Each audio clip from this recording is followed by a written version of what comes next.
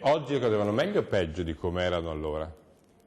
Allora eravamo in una fase di grande ripresa, dopo il sacrificio duro ma importante dell'entrata dell'euro. Se voi guardate tutti gli indicatori abbiamo avuto un periodo di crescita dell'occupazione, e anche se l'occupazione poi non era tutta a tempo indeterminato, ci sono stati molti rapporti di impiego. È più duro o meno duro di quello che fu il suo? No, adesso è terribile perché siamo in crisi, è giusto avere fiducia, ma guardate che i segnali più che altro sono barlumi che si vedono in giro per il mondo, ma noi continuiamo a essere in una situazione gravissima e tutti i dati lo indicano, quindi noi abbiamo molto da fare. Ecco, io direi che anche i provvedimenti che sono stati presi, quelli degli ammortizzatori, sono necessari, però ancora funzionano poco. Io giro per le regioni, tranne quelle che hanno anticipato i fondi, come anche il Veneto, poi in realtà gli aiuti tardano ad arrivare.